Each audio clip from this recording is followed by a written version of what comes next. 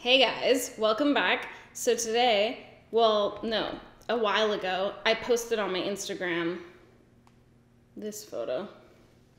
Okay, hold on. Wow. And a lot of you were asking how I did that makeup. It's a pretty friggin' simple makeup, so let's do it together. I'll show you what I did more or less.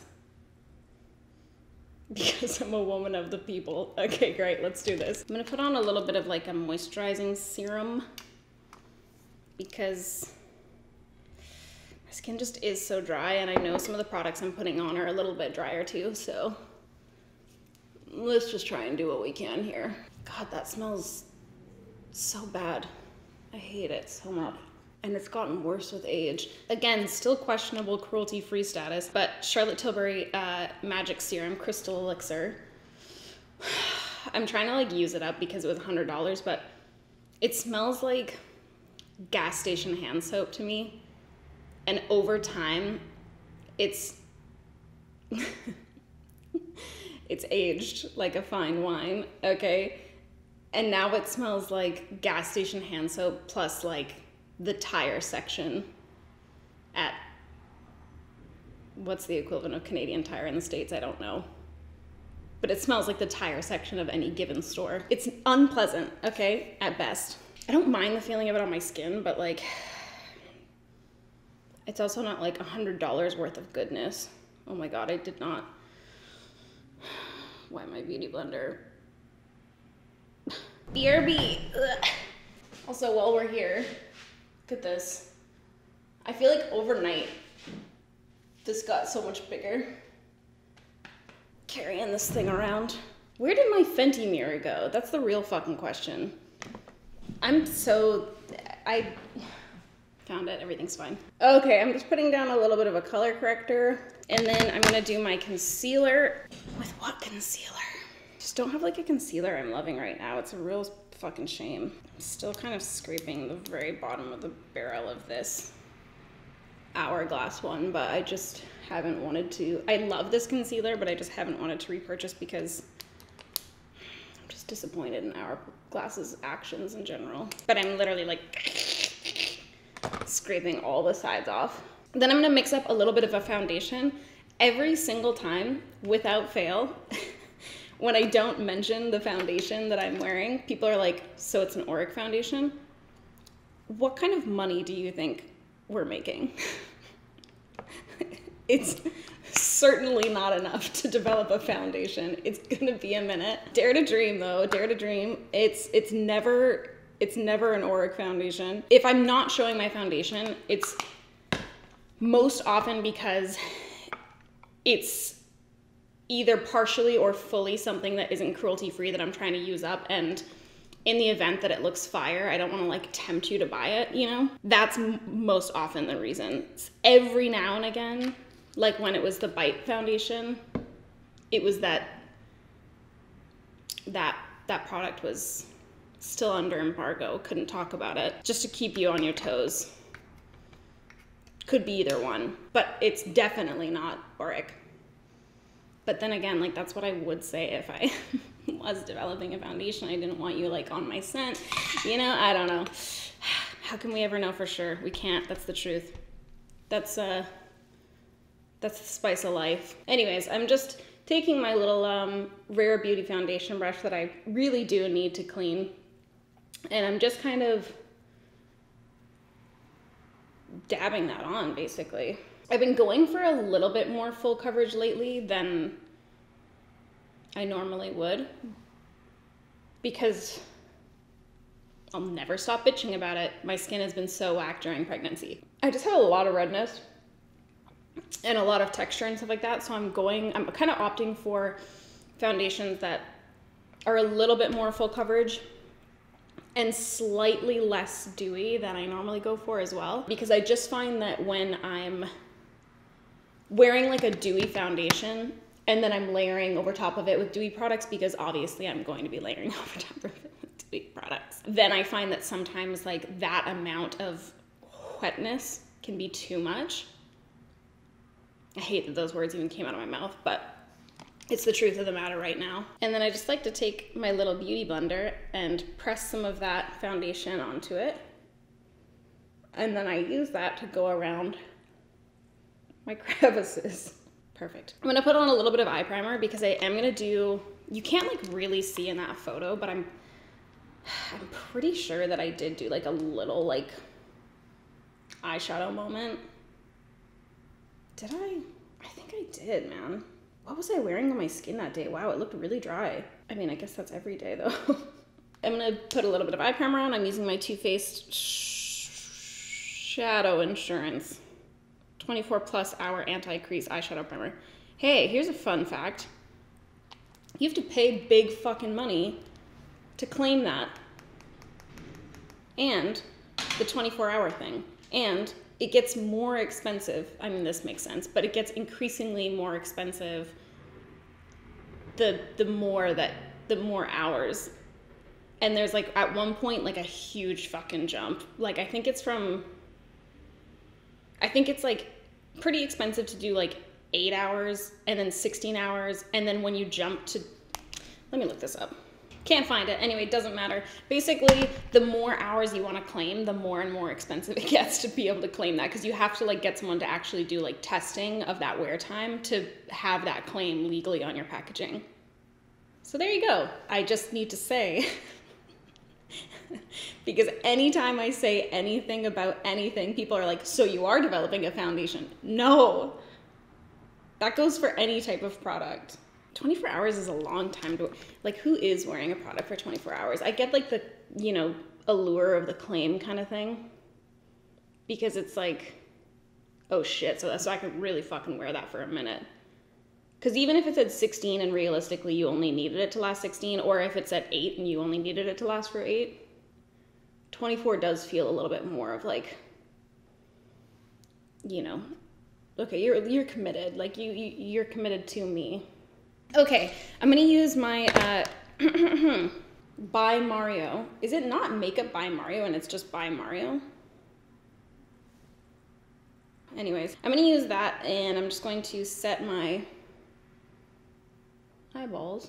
I'm gonna take this shade, which is pretty like light still, and I'm just going to, the brush looks kind of clean. I'm just gonna run that through my crease. Kind of, and just really, that's way darker than whatever I did on the day. And I'm just going to really kind of like buff that out.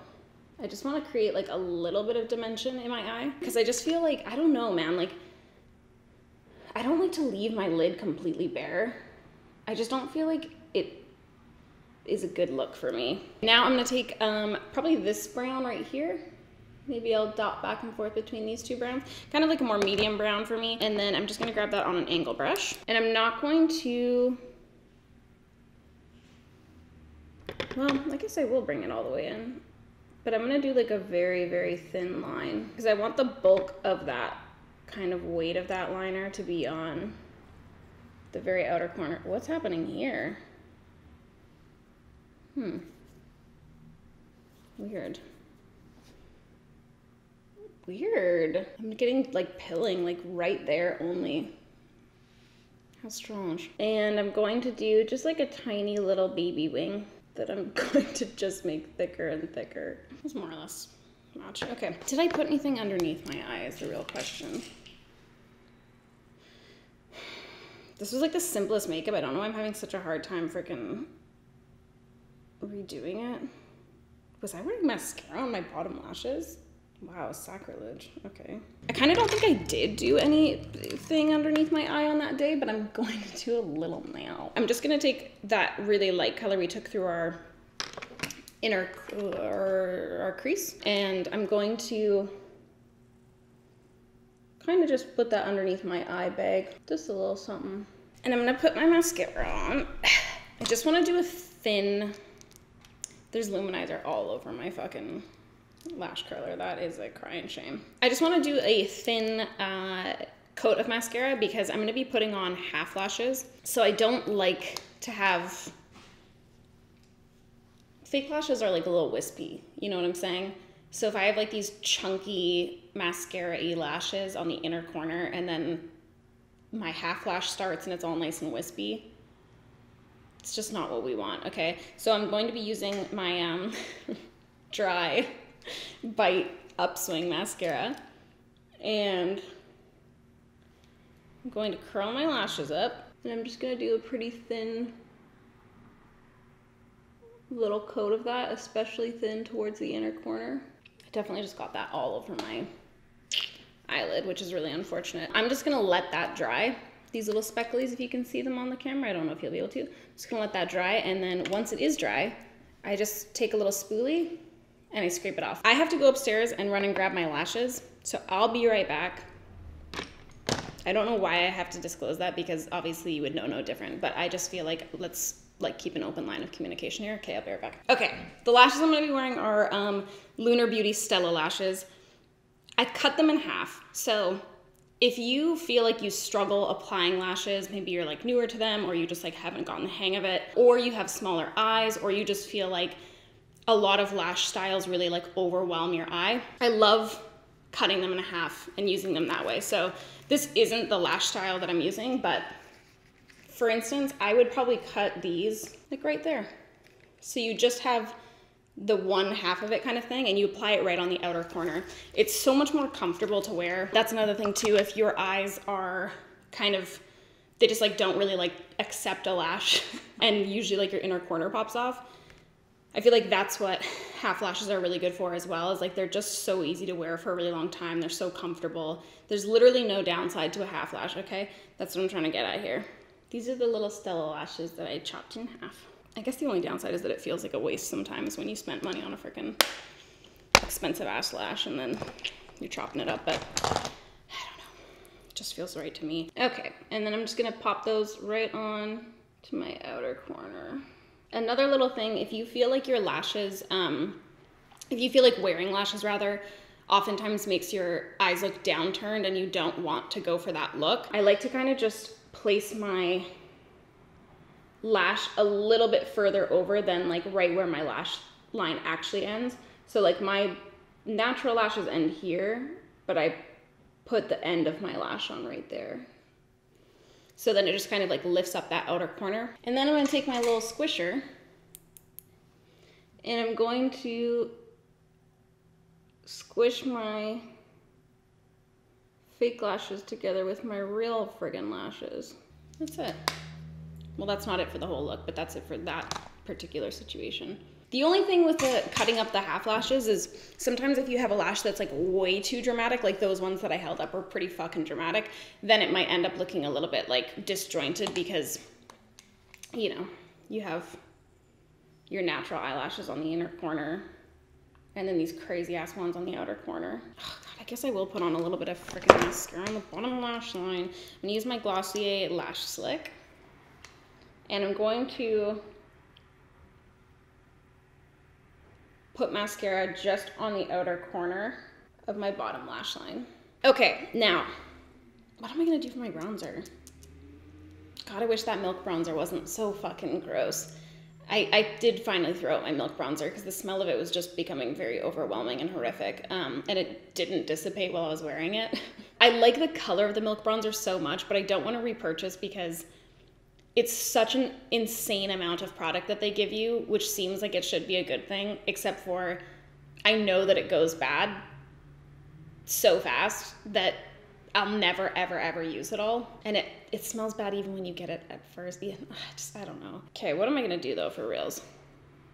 I guess I could use secret things that you can't know about. That always makes people really happy. Okay, just dotting on a little bit of a kind of liquidy bronzer actually. And then I'm gonna take a little bit of that just like across my nose. Tend to have a little bit of a tan, okay? And then when I posted that look, I used these blushes from Freck. So this is their Cheek Slime. Anyway, I mixed the shades Cuffed and Fielding, which I think is the only shades they actually have. This one was like a little too dark, and this one was like a little too like something. So anyways, I just boop, do a little drop of both on my palette. I'm gonna mix those together. And then I'm gonna grab a different e.l.f. 105 brush, and I'm going to like barely dot my brush into that. And then just buff it out. I did actually apply like quite a bit that day, and I was really enjoying it because it just brought me back to my old days of like over applying blush, which was, I mean, they were good days. I honestly can't complain too much, so I'm gonna do that again. And I'm applying it quite high. I'm just not gonna stop, I guess. I don't know, sometimes it's just like a day for a blush, you know what I mean? And I feel like I like having heavier applied blush when I'm doing like freckles over top. I feel like it's a cute little time. So anyways, that's that. I do find that that formula, it like applies really nice at first, but then it gets like really, really, really dry on my skin, like oddly so. But it looks so nice right now. Like I just don't understand. Maybe I'll have better luck with it today. Okay, I'm gonna do my freckles. This is the situation. I'm using Freck Noir from Freck. This is the best, okay? I mentioned it in a recent video. I'm pretty sure that video should be up by now. It works the best for like fake freckles if you're into that. I feel like it stays really well. It has a really nice translucency to it. It's a lot quicker than some other kind of like methods, and it looks really nice and thin, which I think is like the biggest thing. It doesn't look like, sometimes when you use like a cream, another cream product, it can just like look too thick on the skin and it doesn't look like an actual freckle. I mean, obviously like you can generally tell when people are doing fake freckles versus they just have real freckles, but this is like as close as it gets in my opinion. So anyways, I'm gonna take that and I'm just going to do like a couple little dots, and then you just kind of take your finger and dot over top of those dots. I try to do that pretty irregularly where I'm dotting my initial freckles. Oh, that was more of a line than a freckle, that's okay. So I'll do kind of my first layer of freckles where I'm just getting like almost like a good base going. And then once I have like my little like base of freckles down, I'll go in and kind of more deliberately apply some and make them like a little bit darker. Like I'll just kind of like dot over top of them once and not replace them. If you're going for the most natural look with freckles, you want to kind of like place them in some like weird little places as, oh fuck. Just got that all over my fingies. You want to place them in some kind of like weird places as well. A lot of the times we focus them like right here because that's where it's super cute. But I like to kind of,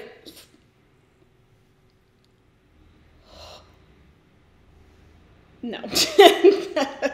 Fuck me. I thought that I got out of that unscathed, but I definitely didn't.